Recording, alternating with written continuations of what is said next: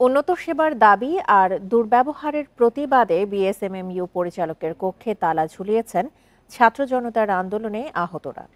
পরিচালকের পদত্যাগ দাবি করেছেন তারা। বৃহস্পতিবার প্রথমে শাহবাগের সড়ক অবরোধ করেন বিক্ষোভকারীরা, পরে হাসপাতালে ফিরে যান। তাদের অভিযোগ, নিম্নমানের খাবারের অভিযোগ জানাতে গিয়ে খারাপ আচরণের শিকার হতে হয়েছে। বৃহস্পতিবার রাতে বিএসএমএমইউ ভবনে এভাবেই বিক্ষোভ করেন ছাত্র জনতার আন্দোলনে আহতরা। এ সময় প্রতিদিন তাদের নিম্নমানের খাবার দেওয়া হচ্ছে বলে অভিযোগ করেন তারা। এতে সেবা নিতে এসে উল্টো ভোগান্তিতে পড়ার দাবি করেন বিক্ষোভকারীরা। আমাদের যেখানে খাবারের সমস্যা, প্রতিদিন ভাই আমাদেরকে খাবার দেয়। সকালবেলা এক নাস্তা প্রতিদিন, আল্লাহ 30 দিন। দুপুরবেলা ভাই এক টুকরা মাছ, একটু ভাত দেয়, ভাগ করে ভাত দেয়। এসব অভিযোগ নিয়ে হাসপাতালের পরিচালকের সঙ্গে দেখা করার চেষ্টা করেন চিকিৎসাধীনরা। তবে এ সময় দুর্ব্যবহার করা হয়েছে বলে দাবি করেন তারা। আমরা ওনার কাছে কোনো একটা ওষুধের কাগজ নিয়ে আসলে উনি বলতো যে এটা এরকম হবে না, ওরকম হবে, বলে আমাদের সাথে বাজি বিহেভ করতো। পরে পরিচালকের কক্ষে তালা ঝুলিয়ে দেন বিক্ষোভকারীরা। তবে এ বিষয়ে হাসপাতাল কর্তৃপক্ষের কোনো বক্তব্য পাওয়া যায়নি। এক মাঝে ওরা আমাদের সাথে গন্ডগোল লাগায় দেওয়ার কালীনই আমার পেটের ভিতরে এমন লাথি মারছে। আমাদের একটা কর্মসূচি আছে, তার পদত্যাগ। আমাদের এই পদত্যাগের প্রথম কর্মসূচি হিসাবে তার রুমে তালা মেরেছি। এর আগে বৃহস্পতিবার সন্ধ্যার দিকে শাহবাগ মোড়ে বিক্ষোভ করেন আন্দোলনে আহতরা। সে সময় জুলাই শহীদ স্মৃতি ফাউন্ডেশনের সাধারণ সম্পাদক সার্জিস আলমের আশ্বাসে সড়ক ছাড়েন তারা। তাপস সরকার, ইন্ডিপেন্ডেন্ট নিউজ।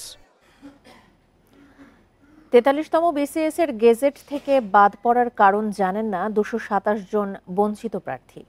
এই বঞ্চিতের ঘটনা 24-এর চেতনার সাথে সাংঘর্ষিক বলছেন তারা।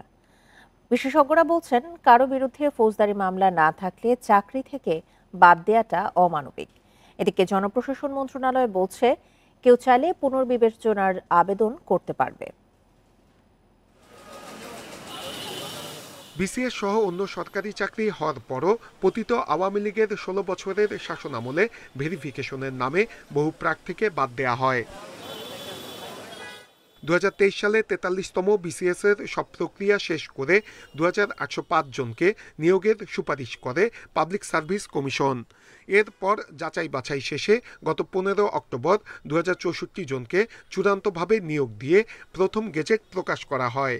কিন্তু 30 ডিসেম্বর নতুন করে আরও 168 জনকে বাদ দিয়ে 1896 জনকে বিভিন্ন ক্যাডারে নিয়োগ দেয়া হয়। আমরা প্রথমবার যখন গেজেটে আমাদের সেকেন্ড গেজেটের নাম যখন আসে, আমাদের নাম যখন দেখলাম আমাদের নাম নেই, আমরা কেউ কল্পনাও করতে পারিনি। আমরা একাধিকবার এই নামগুলো আমরা পড়েছি, আমরা এতটাই বিস্মিত ছিলাম।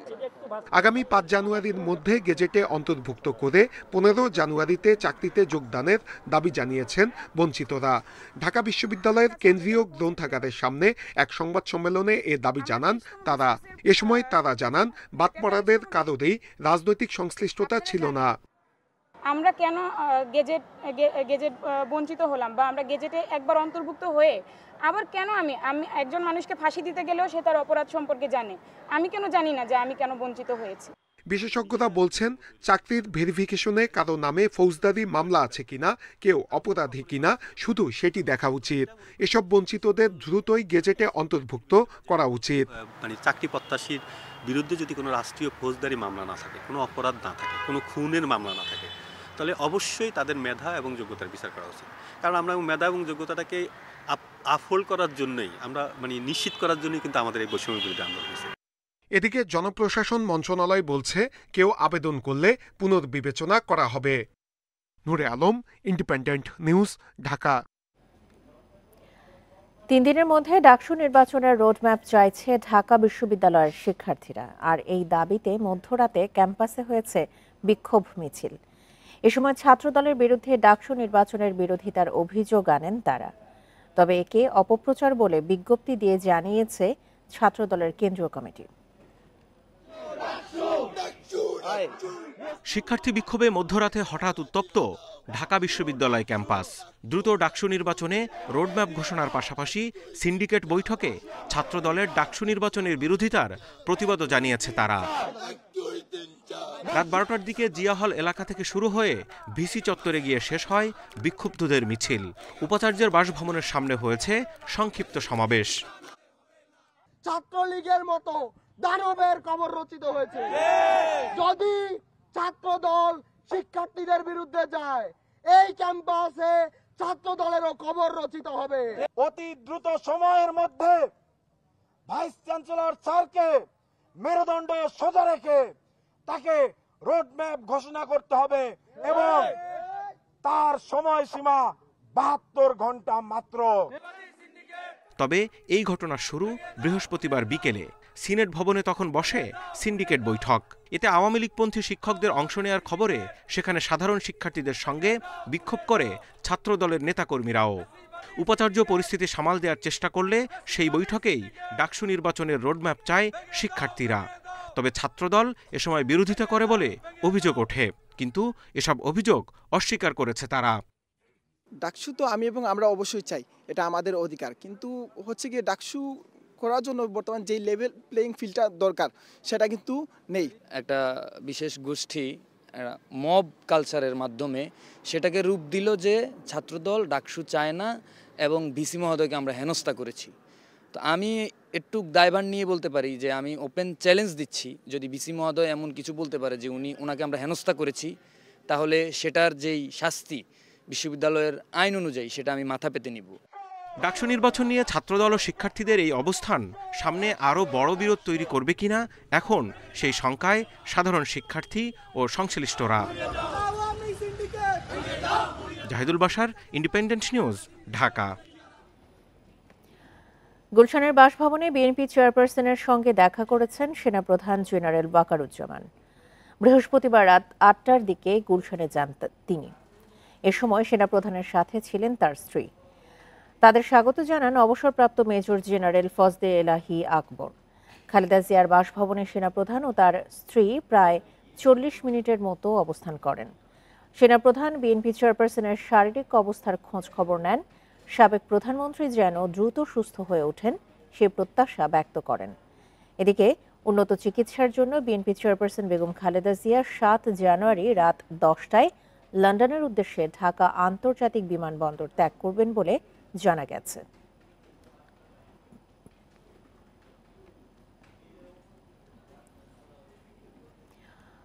রাজনৈতিক তর্ক বিতর্কে আওয়ামী লীগের দুর্নীতি ধামাচাপা পড়ে যাচ্ছে বলে দাবি করেছেন বিএনপি মহাসচিব মির্জা ফখরুল ইসলাম আলমগীর।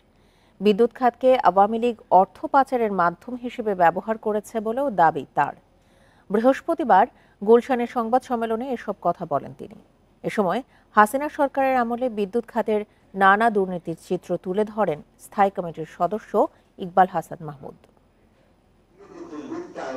বিদ্যুৎ খাতের দুর্নীতি, অনিয়ম ও টাকা পাচারের ফিরিস্তি নিয়ে বৃহস্পতিবার গুলশানে দলের চেয়ারপারসনের কার্যালয়ে সংবাদ সম্মেলন করে বিএনপি। সংবাদ সম্মেলনের শুরুতেই আওয়ামী লীগ সরকারের দুর্নীতির নানা চিত্র তুলে ধরা হয়।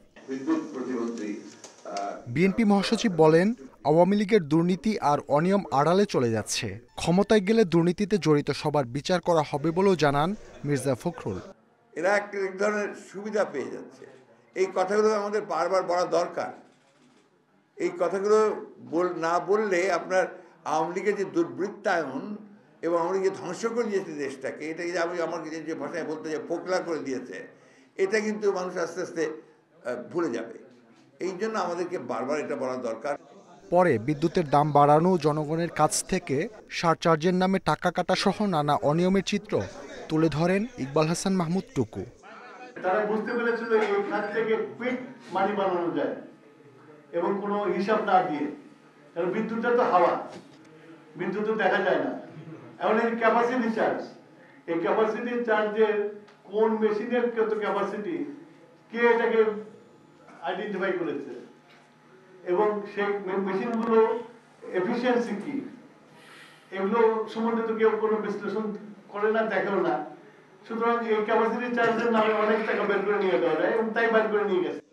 আওয়ামী লীগ আমলে বিদ্যুৎ খাতে দুর্নীতির কারণে 2027 সাল থেকে দেশ ভয়াবহ বৈদেশিক মুদ্রা সংকটে পড়বে বলেও আশঙ্কা করা হয় বিএনপির সংবাদ সম্মেলনে। মাহমুদ শরীফ, ইন্ডিপেন্ডেন্ট নিউজ, ঢাকা। দেশজুড়ে শেখ মুজিবুর রহমানের ম্যুরাল ও ভাস্কর্য তৈরি করে সরকারি টাকা অপচয়ের অভিযোগ অনুসন্ধান শুরু করেছে দুর্নীতি দমন কমিশন দুদক। এছাড়া মুজিব কিল্লা নির্মাণ করে ২,০০০ কোটি টাকা তছরূপের অনুসন্ধানও করবে সংস্থাটি। বৃহস্পতিবার কমিশন বৈঠকে এসব সিদ্ধান্ত হয়। ৫ই আগস্ট সরকার পতনের পর সারা দেশে স্থাপিত শেখ মুজিবুর রহমানের ভাস্কর্য ও মুরাল ভেঙে ফেলে বিক্ষুব্ধ ছাত্র জনতা। জন্মশতবার্ষিকী উপলক্ষে শেখ মুজিবুর রহমানের ১,২০১টি ভাস্কর্য ও মুরাল স্থাপন করে আওয়ামী লীগ সরকার।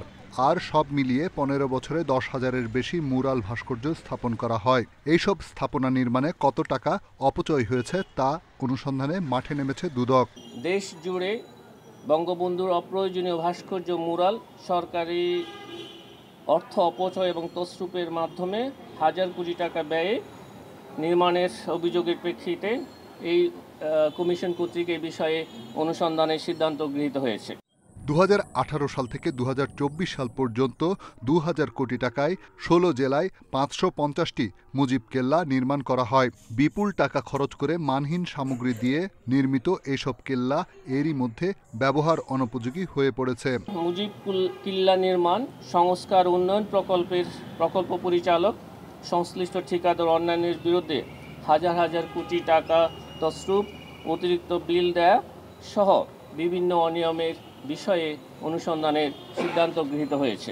শেখ মুজিবুর রহমানের ভাস্কর্য মুরাল বা কেল্লা নির্মাণ করে অর্থ আত্মসাৎকারীদের সবাইকে আইনের আওতায় এনে শাস্তি নিশ্চিতের কথা জানিয়েছে দুদক। রিশাদ হুদা, ইন্ডিপেন্ডেন্ট নিউজ, ঢাকা।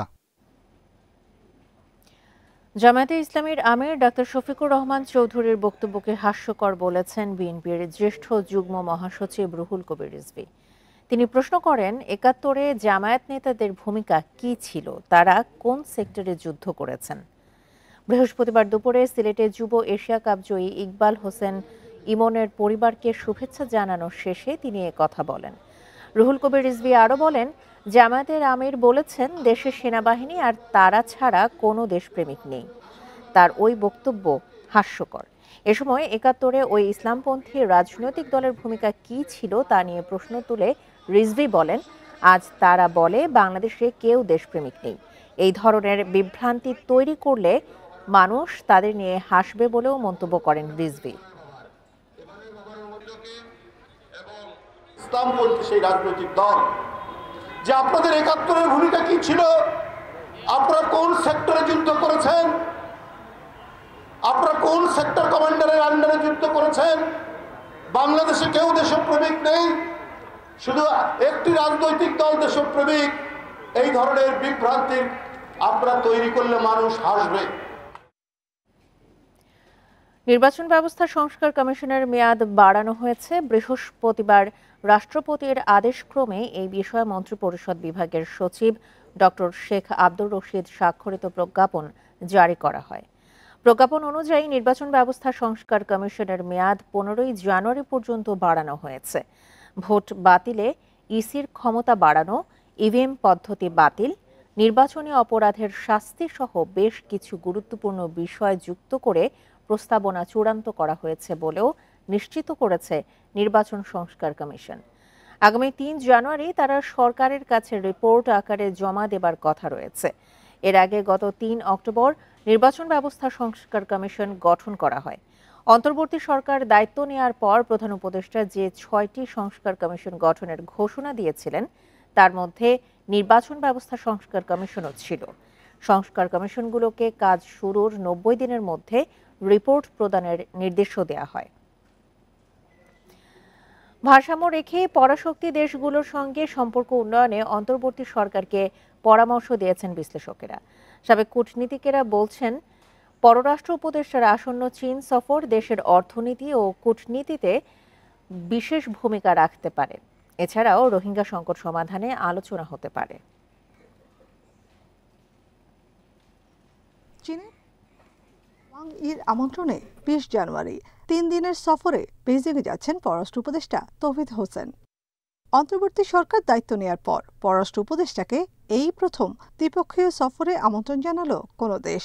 নানা ইস্যুতে যখন ঢাকা দিল্লির সম্পর্কে টানাপোড়েন চলছে, তখন চীনের এমন কূটনৈতিক তৎপরতা ঘিরে চলছে নানামুখী আলোচনা।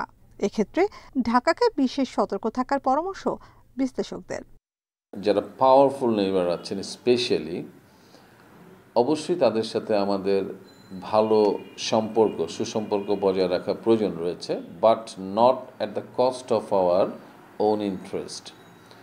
আমরা আমাদের নিজেদের ইন্টারেস্টকে জলাঞ্জলি দিয়ে ওনাদের সাথে সুসম্পর্ক রাখবো, এটা আসলে ঠিক না। এখানে আপনার ব্যালেন্স করার একটা বিষয় রয়েছে। বাংলাদেশের অগ্রযাত্রায় বরাবরই পাশে থাকার প্রতিশ্রুতি দিয়ে আসছে চীন। এরই ধারাবাহিকতায় অবকাঠামো উন্নয়নে সর্বোচ্চ বিনিয়োগ করে আসছে দেশটি। এছাড়াও রোহিঙ্গা সংকট সমাধানে মধ্যস্থতার দায়িত্বে রয়েছে বেইজিং। তাই অর্থনৈতিক, কূটনৈতিক ও নিরাপত্তার স্বার্থেই বেইজিংকে পাশে রাখতে চায় ঢাকা। পররাষ্ট্র উপদেষ্টার এবারের চীন সফরে এ বিষয়ে আলোচনার সম্ভাবনা দেখছেন সাবেক কূটনীতিকেরা।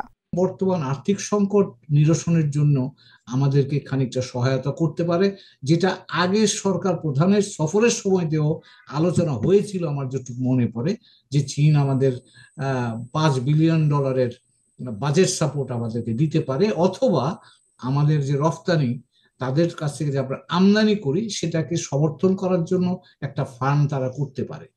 অন্তর্বর্তী সরকারের পক্ষে চীনকে এখনই বড় ধরনের কোনো প্রতিশ্রুতি দেওয়া কঠিন বলে মনে করেন বিশেষজ্ঞরা। নাফিজাতুল্লাহ, ইন্ডিপেন্ডেন্ট নিউজ, ঢাকা। শিক্ষার্থীদের আন্দোলনের মুখে ভর্তি পরীক্ষায় পোষ্য কোটা বাতিলের সিদ্ধান্ত নিয়েছে রাজশাহী বিশ্ববিদ্যালয় কর্তৃপক্ষ। বৃহস্পতিবার রাতে এক জরুরি সভা শেষে এই সিদ্ধান্ত জানান উপাচার্য সালেহ হাসান নকিব। এর আগে সকাল 10টার দিকে প্রশাসনিক ভবনে তালা দেয় শিক্ষার্থীরা। পোষ্য কোটা বাতিলের দাবিতে বিশ্ববিদ্যালয়ের প্রশাসনকে 48 ঘন্টার সময়সীমা বেঁধে দেয় আন্দোলনকারীরা। রোববারের মধ্যে দাবি আদায় না হলে ক্লাস পরীক্ষা বন্ধের হুঁশিয়ারি দেন তারা। পরে রাতে শিক্ষার্থীদের নিয়ে জরুরি সভা ডাকে বিশ্ববিদ্যালয় কর্তৃপক্ষ। সভা শেষে উপাচার্য কোটা বাতিলের সিদ্ধান্ত জানান।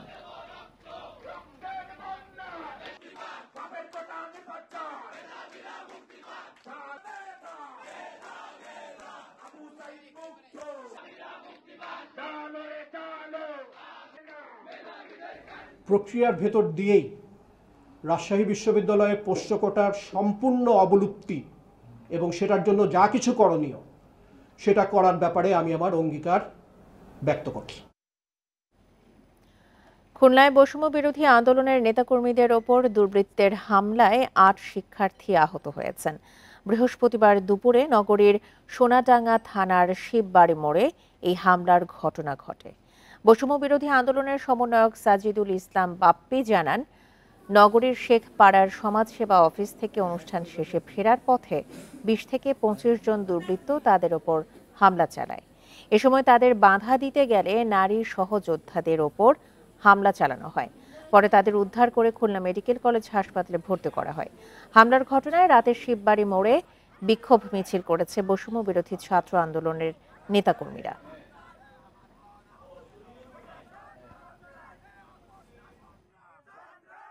আমার উপরে চড়াও হয়, তো আমার উপরে তারা যখন চড়াও হয় তখন আমাদের নারী সহযোদ্ধারাও এগিয়ে আসে এবং তারা নির্লজ্জভাবে, পৈশাচিকভাবে তারা আমাদের নারী সহযোদ্ধাদের উপরে ঝাঁপিয়ে পড়ে। আমাদের নারী সহযোদ্ধাদের শ্লীলতাহানির চেষ্টা করা হয়।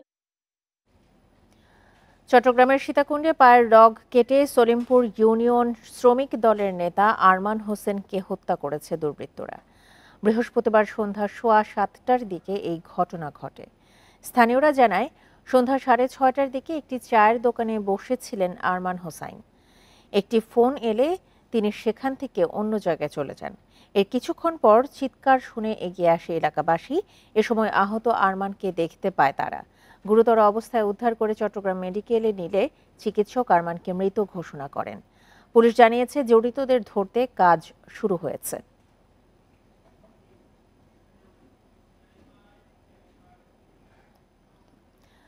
রাঙামাটির ননিয়ারচরে সেনাবাহিনীর সঙ্গে গোলাগুলিতে এক ইউপিডিএফ সদস্য নিহত হয়েছেন। এ সময় উদ্ধার করা হয়েছে বেশ কয়েকটি অস্ত্র। বৃহস্পতিবার ভোরে উপজেলার প্যাড়াছড়া এলাকায় এই ঘটনা ঘটে। আন্তঃবাহিনী জনসংযোগ পরিদপ্তর ISPR এক বিজ্ঞপ্তিতে জানিয়েছে, গোয়েন্দা তথ্যের ভিত্তিতে প্যারাছড়া এলাকার UPDF এর গোপন আস্তানায় অভিযান চালায় সেনাবাহিনী। এ সময় সন্ত্রাসীরা সেনাবাহিনীকে লক্ষ্য করে গুলি ছোড়ে।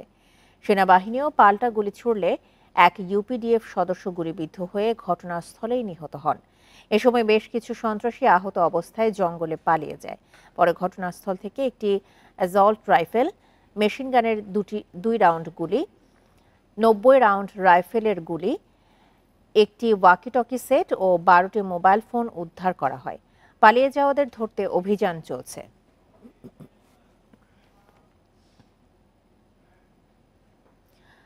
ঘন কুয়াশা ও দিনের তাপমাত্রা কমে যাওয়ায় বেড়েছে শীতের তীব্রতা। উত্তর পশ্চিম থেকে আসা কুয়াশা ছেয়ে আছে রাজধানী সহ উত্তর ও মধ্যাঞ্চলে। আবহাওয়া অধিদপ্তরের পূর্বাভাস, এমন পরিস্থিতি থাকতে পারে আরও কয়েকদিন। তবে এই মাসে মাঝারি থেকে তীব্র একাধিক শৈত্যপ্রবাহ বয়ে যেতে পারে সারা দেশে। বৃহস্পতিবার সকাল থেকে দেখা গেছে কুয়াশার দাপট। ভর দুপুরে তাপমাত্রার পারদ উঠানামা করছে 14 ডিগ্রি সেলসিয়াসের মধ্যে। এতে বিপাকে পড়েছে নিম্ন আয়ের কর্মজীবীরা। তাই শীতের প্রকোপ থেকে বাঁচতে আগুন জ্বালিয়ে উষ্ণ হবার আয়োজন নগরবাসীর। ঢাকার শীতের তীব্রতা দেখে মনে হচ্ছে যে হয়তো ঢাকার পার্শ্ববর্তী বিভাগের থেকে ঢাকার মধ্যে বেশি শীতটা আছে এখন। প্রথমে তো বোঝা যায় নাই, কালকে থেকে যে মোটা সোয়েটার পরা লাগতেছে। এর এক পর্যন্ত তো মোটামুটি হালকা পাতলা আরামই ছিলাম। রিক্সা চালাতে সমস্যা, ঠান্ডার সমস্যা হইতেছে, হ্যাঁ, এই জন্য মাথা মুখে রেখে আসছি। আবহাওয়া অধিদপ্তর বলছে, শীত মৌসুমের শুরুতে ডিসেম্বরে তাপমাত্রা খুব একটা কমেনি, ছিল না ঘন কুয়াশাও। গত মাসের 3টি লঘুচাপের প্রভাবে এমন হয়েছে। তারা বলছে, বছরের সবচেয়ে শীতল মাস জানুয়ারি। তাই এই সময় কুয়াশার চাদরে ছেয়ে গেছে রংপুর, সিলেট, রাজশাহী, ঢাকা, ময়মনসিংহ, নোয়াখালী পর্যন্ত, যা আরও কয়েকদিন স্থায়ী হতে পারে। তবে এই মাসে 2-3টি শৈত্যপ্রবাহ দেখা দিতে পারে। ফগি কন্ডিশন, তারপরে আমরা হিউজ ডাস্ট পার্টিকেল আছে, এই কারণে আমরা সানশাইন আরও কম থাকবে। অটোমেটিক্যালি এই বছরও জানুয়ারিতে দিনের তাপমাত্রা অনেক কম থাকার সম্ভাবনা রয়েছে। 6-7 তারিখে পরে প্রথমে মৃদু থেকে মাঝারি কোল্ড ওয়েভ আসবে, তারপরে স্পেলে আবার একটু তাপমাত্রা বাড়বে। সেকেন্ড উইক বা থার্ড উইকে যায় অনেক জায়গায় তাপমাত্রা মৃদু থেকে মাঝারি, এমনকি কিছু কিছু জায়গায় তীব্র কোল্ড ওয়েভ আসার সম্ভাবনা রয়েছে। আবহাওয়া অধিদপ্তরের দীর্ঘমেয়াদী পূর্বাভাস বলছে, 15 জানুয়ারির পর দক্ষিণ বঙ্গোপসাগরে 2টি লঘুচাপ সৃষ্টি হতে পারে, যার একটি রূপ নিতে পারে নিম্নচাপে। Shahriar Anirban, independent news, Dhaka. এবারে শীত পরিস্থিতি নিয়ে জানাতে পটুয়াখালী ও ঠাকুরগাঁও থেকে যোগ দিচ্ছেন আমাদের সহকর্মীরা। শুরুতেই যাচ্ছি পটুয়াখালী থেকে, জানাবেন আমাদের সহকর্মী মোখলেসুর রহমান। মোখলেসুর, পটুয়াখালীতে আজকে শীতের কি অবস্থা দেখতে পাচ্ছেন? আবহাওয়ার পূর্বাভাসে কি বলা হয়েছে?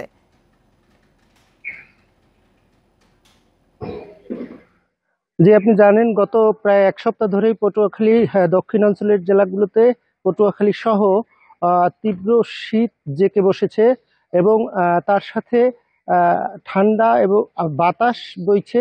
বাতাসে একেবারে জনজীবন অতিষ্ঠ হয়ে উঠেছে এবং এই আবহাওয়া পরিস্থিতির কারণে এই জেলার সর্বত্রই ঠান্ডাজনিত সমস্যায় বিশেষ করে শিশু এবং বয়স্করা সব থেকে বেশি কষ্ট পাচ্ছে। আমি এখন দাঁড়িয়ে আছি পটুয়াখালী মেডিকেল কলেজ হাসপাতালে। এই হাসপাতালে শিশুদের জন্য বরাদ্দকৃত 40টি বেডের বিপরীতে প্রতিদিন শতাধিক শিশুকে চিকিৎসা নিতে হচ্ছে এবং আপনাকে আরও বলি যে এখানকার যারা চিকিৎসক আছেন তারা সার্বজনীনভাবে চেষ্টা করে যাচ্ছেন এইসব শিশুদের যথাসাধ্য চিকিৎসা সেবা দিয়ে যাওয়ার জন্য, কিন্তু অপ্রতুল শয্যার কারণে মূলত এই ঠান্ডাজনিত সমস্যা নিয়ে এসেও তাদের মেঝেতে থাকতে হচ্ছে কিংবা একই বেডে 2-3 জন করে ঠাসাঠাসি করে থেকেও আসলে চিকিৎসা সেবাটা যেভাবে পাওয়ার কথা সেভাবে নিতে পারছে না, কারণ বেড সংকট। এবং আপনি জানেন যে আজকে শুক্রবার, আজকে কিন্তু একদম বন্ধের দিন। তারপরেও আপনি দেখবেন যে শিশু ওয়ার্ডগুলোতে ঠাসাঠাসি করে রুগী থাকছে এবং ঠান্ডাজনিত এই সমস্যার কারণে বয়স্কদের মধ্যেও একটা মানে ঠান্ডাজনিত রোগ, যেমন কাশি, হাঁচি এবং অন্যান্য যে রোগগুলি থাকে সেগুলো খুব প্রকট আকার ধারণ করেছে। সেখানেও শয্যা সংখ্যার সংকট রয়েছে। তো এই পরিস্থিতিতে জেলায় যে ঠান্ডাজনিত সমস্যা দূর করার জন্য প্রতি বছর বিভিন্ন স্বেচ্ছাসেবী সংগঠন, সামাজিক সংগঠনের মধ্য থেকে গরম কাপড় বিতরণের একটা প্রবণতা থাকলেও এই বছর তার সম্পূর্ণই বিপরীত, যে কারণে মানুষ অনেক কষ্ট পাচ্ছে ঠান্ডার কারণে।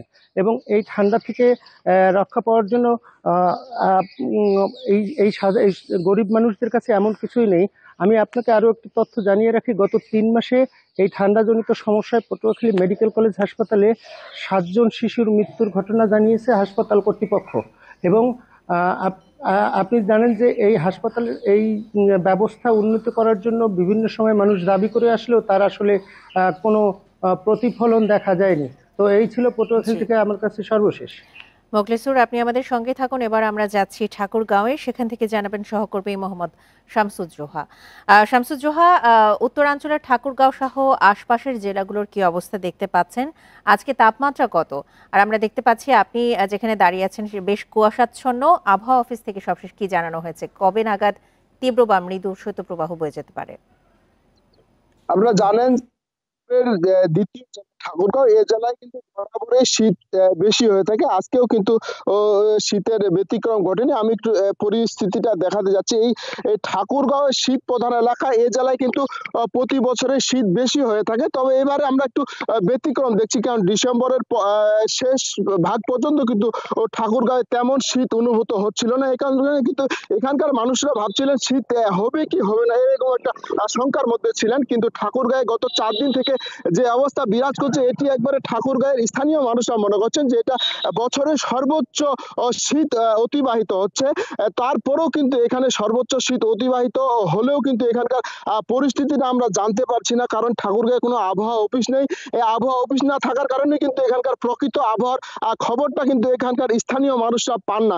এ কারণে শীত কখন আসে আর কখন যায় এখানকার জানার কোনো উপায় নেই। শীত বেশি হওয়ার কারণে এখানকার বর্তমান মানুষের যে পরিস্থিতিটা সৃষ্টি হয়েছে, একবারে গরম কাপড় আর আগুন পোহানো ছাড়া কিন্তু একেবারে উপায় নেই। এখানে বিশেষ করে ছিন্নমূলের মানুষেরা এবং কৃষক শ্রমিকরা সবচেয়ে বেশি কষ্ট পাচ্ছেন, কারণ আপনারা জানেন এটি একটি কৃষকের কৃষি উৎপাদনের একটি ভরা মৌসুম।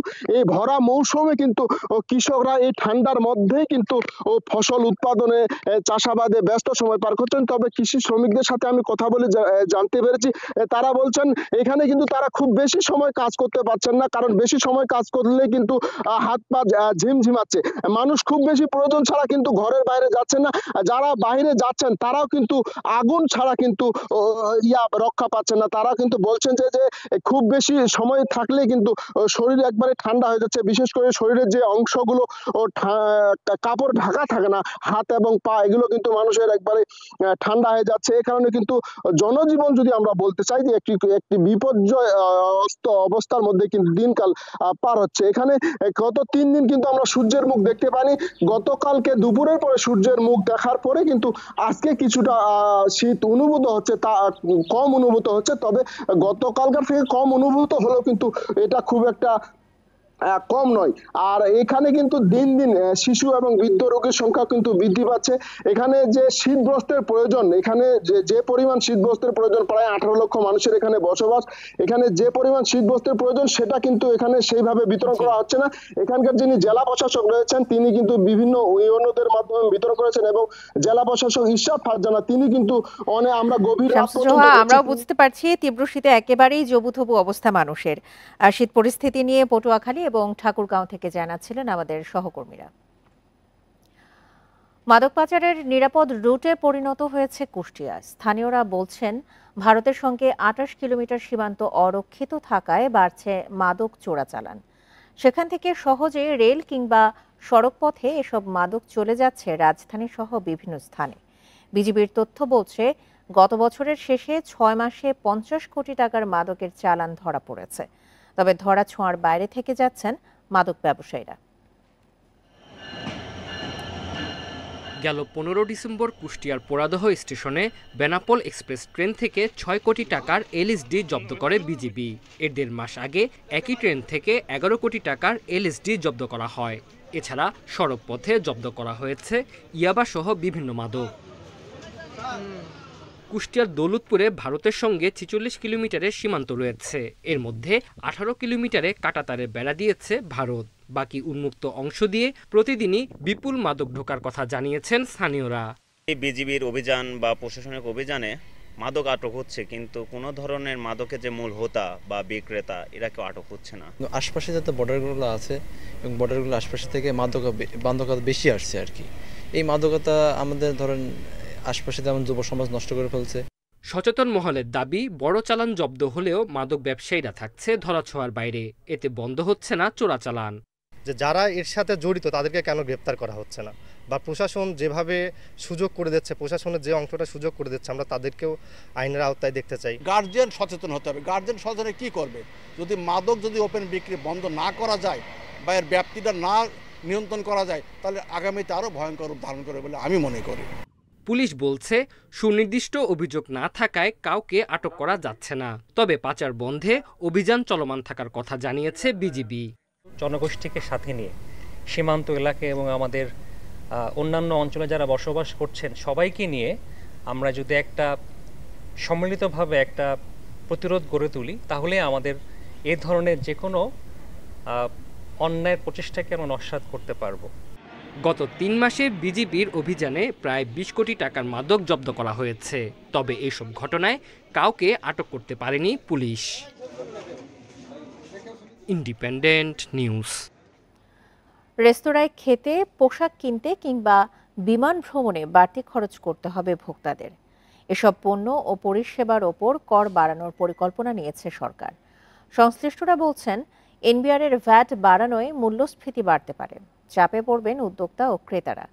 তবে অর্থ উপদেষ্টার দাবি, অত্যাবশ্যক পণ্যে শুল্ক তুলে নেয়ায় জিনিসপত্রের দামে প্রভাব পড়বে না।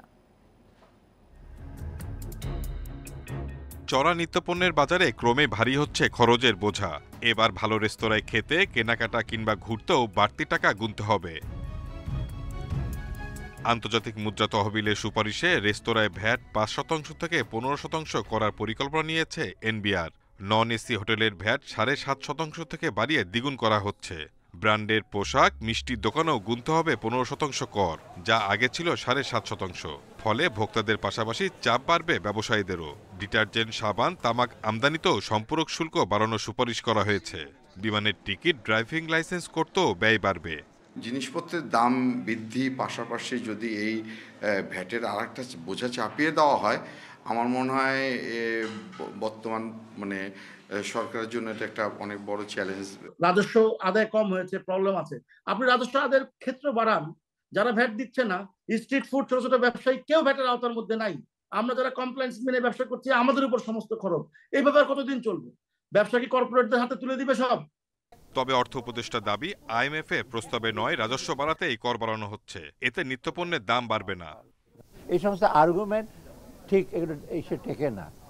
আমি তো বলছি না ভাতের রেস্টুরেন্ট অন্য রেস্টুরেন্টে যাবে, আর থ্রেশহোল্ড আছে যার টার্নওভার 50 লাখ টাকার উপরে, তারাই খালি এটার মধ্যে আসবে, আর অন্য কোনো ব্যবসাদার এটার মধ্যে আসছে না। অর্থনীতিবিদেরা বলছেন, সরকার কর বাড়ালেও রাজস্ব আদায় প্রক্রিয়া স্বচ্ছ হতে হবে।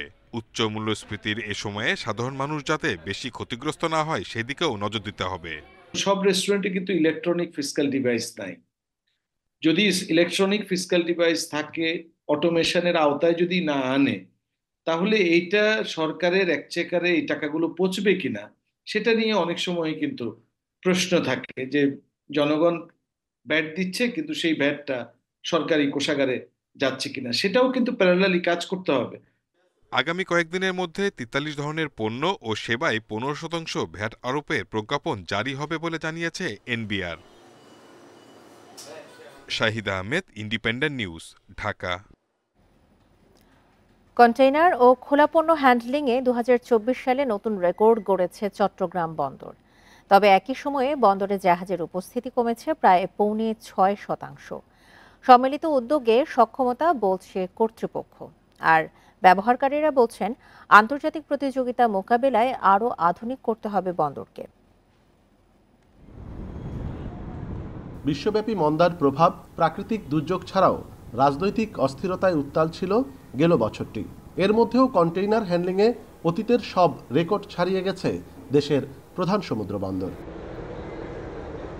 2024 সালে চট্টগ্রাম বন্দরে মোট কন্টেইনার হ্যান্ডলিং করা হয়েছে 32,75,000 এককের কিছু বেশি, যা আগের বছরের তুলনায় প্রায় 2,24,000 একক বেশি। কন্টেইনারের পাশাপাশি আশার আলো জাগিয়েছে খোলা পণ্য হ্যান্ডলিংয়ের কার্যক্রম।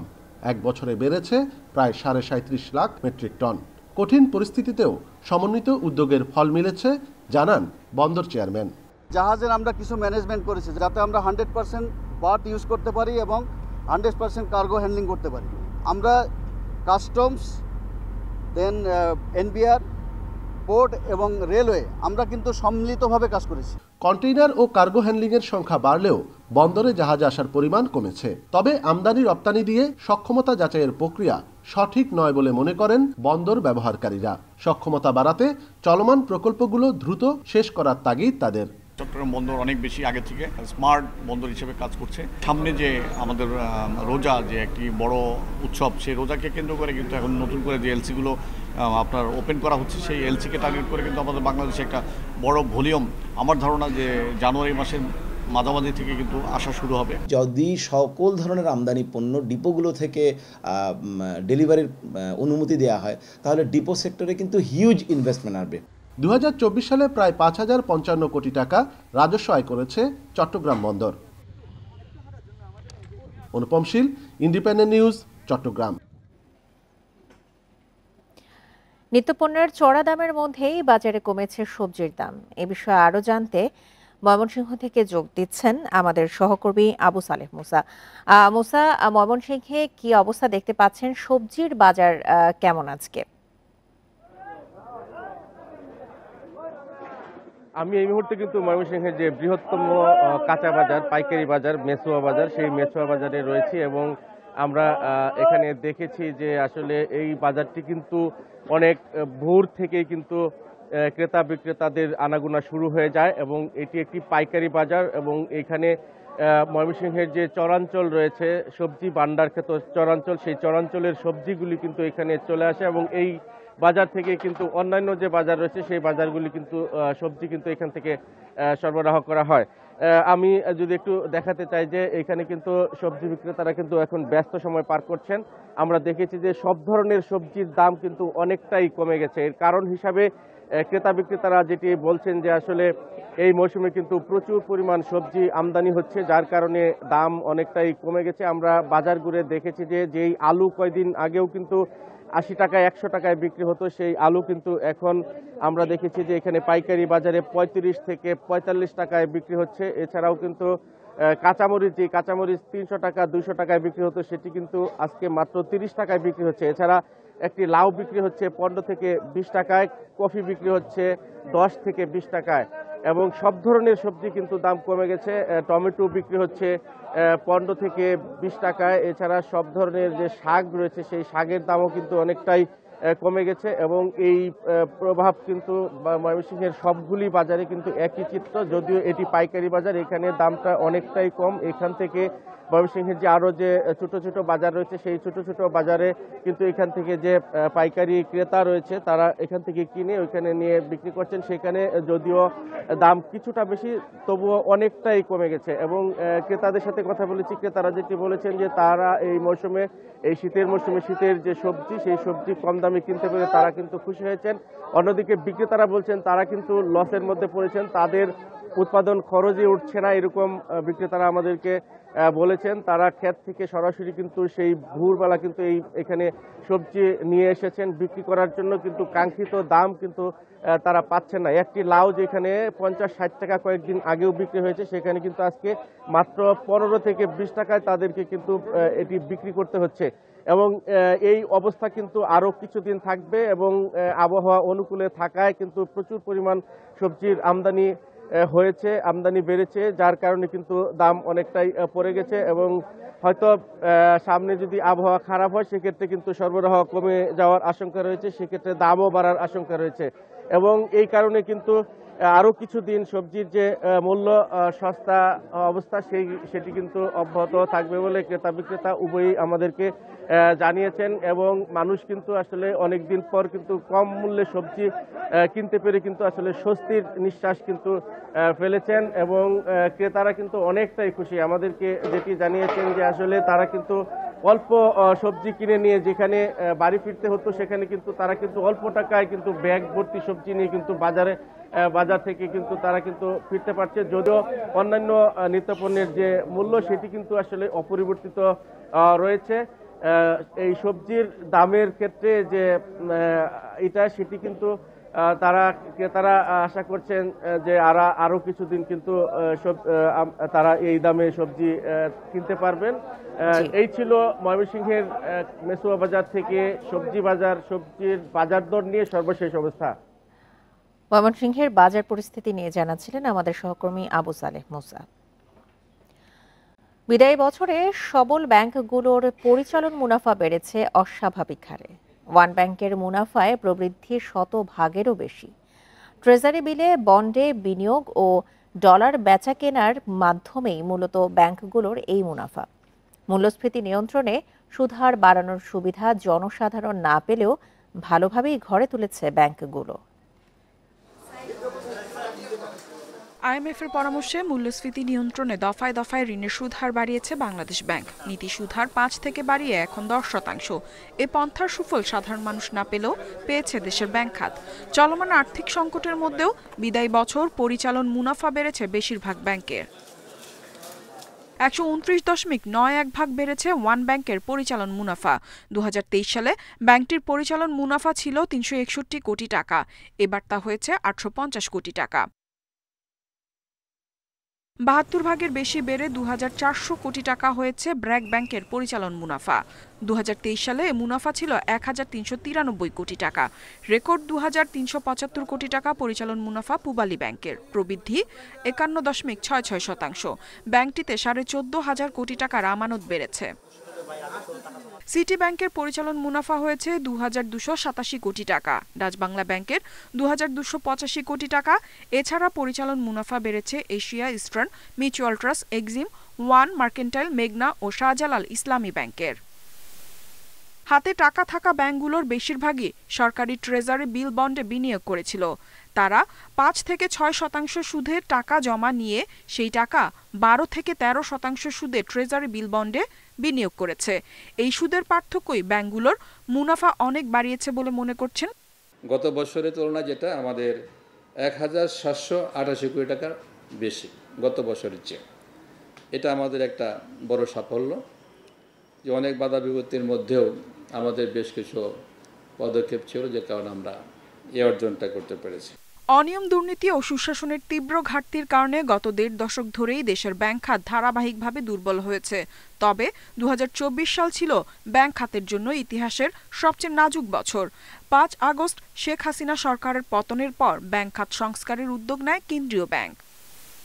ইফাতারা, ইন্ডিপেন্ডেন্ট নিউজ।